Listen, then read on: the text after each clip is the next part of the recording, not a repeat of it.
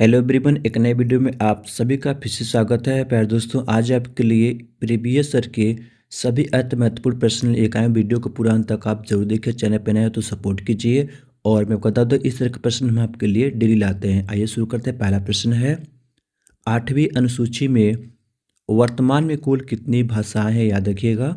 तो 8वीं अनुसूची में वर्तमान में कुल कितनी भाषाएं हैं? याद रखेंगे। तो टोटल 22 भाषाएं हैं। ऑप्शन आपका बी राइट आंसर होगा। अगला प्रश्न है, रबर को कड़ा करने के लिए मिलाया जाता है। याद रखिएगा। तो रबर को कड़ा करने के लिए इसमें क्या मिलाया जाता है? याद रखेंगे। तो गंधक मिलाया जाता है। ऑप्शन आपका ए राइट आंसर होगा। अगला प्रश्न है, नेपाल, चीन तथा भूटान से घिरा भारतीय राज्य है। इंपॉर्टेंट, याद रखिएगा। तो नेपाल, चीन तथा भूटान से घिरा कौन सा भारतीय राज्य है? याद रखिए, इंपॉर्टेंट प्रश्न है आपके लिए। तो कौन सा राज्य है? सिक्किम। ऑप्शन आपका सी राइट आंसर होगा। अगला प्रश्न है, भारत के पूर्वी समुद्र तट को किस नाम से जाना जाता है? इंपॉर्टेंट प्रश्न आपके लिए। ये प्रश्न आपके ग्रुप डी में पूछा हुआ प्रश्न, याद रखेंगे।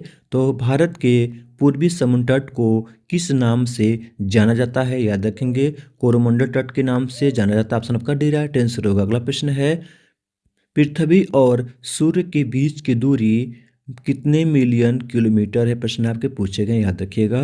पृथ्वी और सूर्य के बीच की दूरी कितने मिलियन किलोमीटर? प्रश्न आपके पूछे, याद रखिएगा। तो 149 मिलियन किलोमीटर है। ऑप्शन आपका ए राइट आंसर। अगला प्रश्न है, नरौरा एटॉमिक पावर स्टेशन किस राज्य में स्थित है? साथी याद रखेंगे। तो नरौरा एटॉमिक पावर स्टेशन किस राज्य में यह स्थित है? प्रश्न आपके पूछे गए हैं। तो यह उत्तर प्रदेश में स्थित। ऑप्शन का बी राइट आंसर होगा। अगला प्रश्न है, बारदौली सत्याग्रह कब हुआ था? इंपॉर्टेंट प्रश्न आपके लिए। प्रश्न आपके पूछे गए हैं, याद रखेंगे। तो बारदौली सत्याग्रह साथियों यह कब हुआ था? प्रश्न आपके पूछे गए, याद रखिएगा। तो कब हुआ था? याद रखेंगे 1928 में। ऑप्शन का बी राइट आंसर होगा। अगला प्रश्न है, हवाई जहाज प्राय में उड़ते हैं। प्रश्न आपके पूछे गए हैं। तो जो हवाई जहाज है साथी, यह प्रायः किस मंडल में उड़ते हैं? प्रश्न आपके पूछे गए, याद रखिएगा। कौन से मंडल में? तो समताप मंडल में। ऑप्शन का ए राइट आंसर। अगला प्रश्न है, देश में आपातकाल लागू करने का अधिकार किसको है? साथी याद रखेंगे। तो देश में आपातकाल लागू करने का अधिकार किसके पास है? तो याद रखेंगे, राष्ट्रपति के पास। ऑप्शन का सी राइट आंसर। अगला प्रश्न है, भारतीय संसद के दो सत्रों के बीच का अधिकतम का अंतर होता है? याद रखेंगे।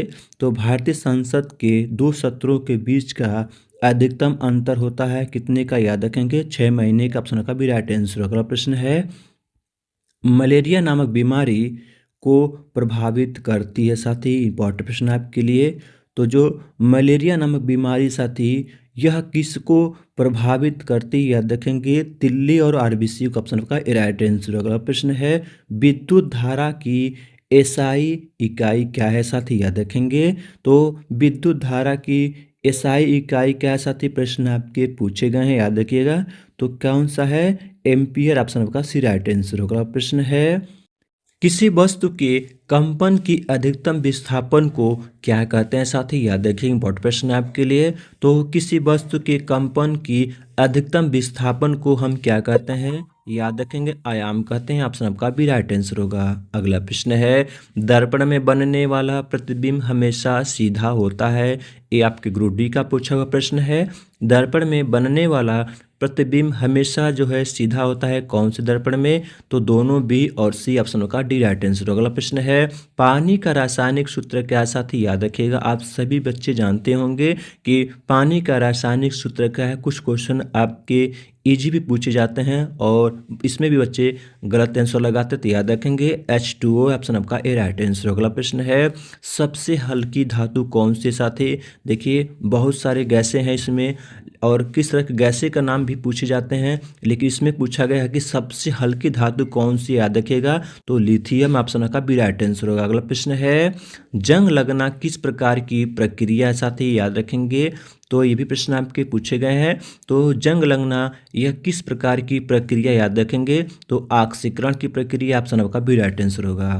अगला प्रश्न है, मानव शरीर में रक्त में याद रखेंगे मानव शरीर में रक्त को शुद्ध करने वाला अंग कौन सा है साथी, याद रखेंगे। तो मानव शरीर में रक्त को शुद्ध करने वाला कौन सा अंग है, याद रखेंगे गुर्दा, ऑप्शन का डी राइट आंसर। अगला प्रश्न है पौधों में भोजन बनाने की प्रक्रिया को क्या कहते हैं साथी, ये भी इंपॉर्टेंट प्रश्न आपके लिए ग्रुप 2 का पूछा हुआ प्रश्न है। तो पौधे में भोजन बनाने की प्रक्रिया को क्या कहते हैं हम, याद रखें प्रकाश संश्लेषण, ऑप्शन का भी राइट आंसर होगा। अगला प्रश्न है मानव शरीर की सबसे बड़ी ग्रंथि कौन सी है साथी, याद रखेगा। तो यह मानव शरीर की सबसे बड़ी ग्रंथि कौन सी है साथी, ये ग्रुप डी का पूछा हुआ प्रश्न है, याद रखेंगे। तो यकृत है, ऑप्शन का सी राइट आंसर होगा। अगला प्रश्न है सूर्य से पृथ्वी तक ऊर्जा किस रूप में आती है साथी, इंपॉर्टेंट प्रश्न है आपके लिए। और ये हाल ही में जो चल रहे हैं ग्रुप डी के एग्जाम में पूछा हुआ प्रश्न है, तो याद रखेंगे साथियों किस रूप में आती है, विकिरण के द्वारा आती है, ऑप्शन का सी राइट आंसर होगा। साथियों वीडियो कैसा लगा जरूर बताएं। और हम रोज आपके लिए सभी प्रीवियस ईयर के ही प्रश्न लेकर आते हैं जो अति महत्वपूर्ण होते हैं। हमारे करंट अफेयर्स क्वेश्चन भी पढ़ाए जाते हैं साथियों, उसको भी देखना ना भूलें। चैनल को सब्सक्राइब करें, लाइक करें, शेयर करें। Thank you so much for watching all video.